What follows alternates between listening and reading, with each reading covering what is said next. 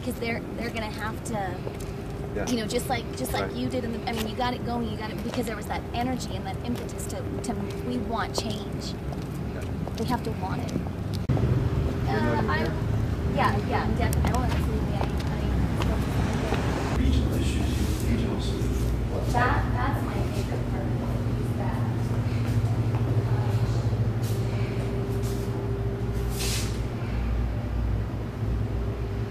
studies for the legislature. Ed Whitelaw, Russ Beaton, and me. And we would take on various topics, and one was school consolidation. Eastern Oregon was going through this massive school consolidation as population migrated out or got older.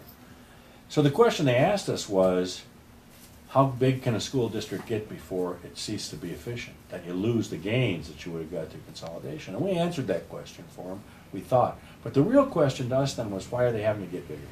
Why are we consolidating? What's happening in the communities that are losing population? Why aren't they prospering when some just down the road a ways were? Some Madras is doing well, but Heppner is not. And so we tried to figure out through a variety of means what were the factors that determined which communities in Eastern Oregon were doing better than others. And we looked at how far they were from the Columbia River, and whether or not the railroad went through, and how far they were from the interstate, and all the things. We looked at ethnicity. And at the end of about a year of evaluation, we concluded that the communities that thrived and prospered and remained viable had good leaders, and those that were in decline did not.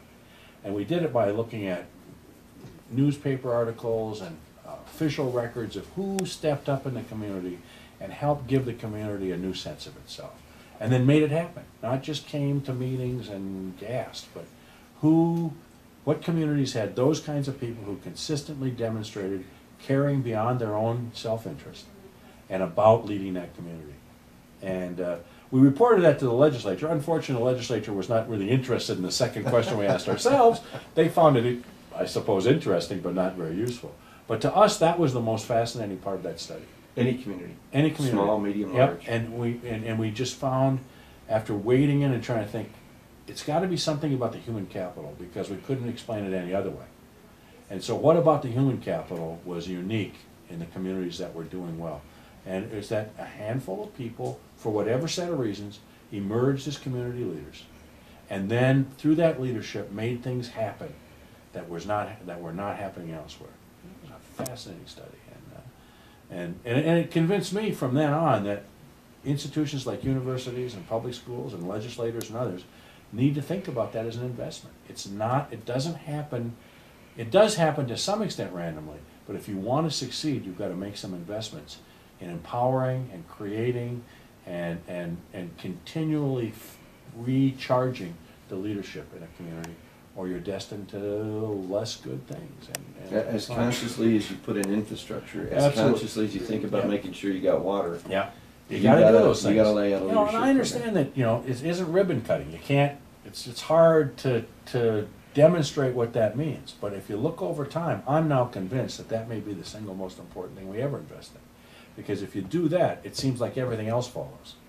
But if you start the other way around, you can have a lot of infrastructure built and a lot of research parks built and a lot of other public policy done, but if there isn't someone to lead, it never pays off. So I'm a true believer. Well, it's gonna be great. Thank you.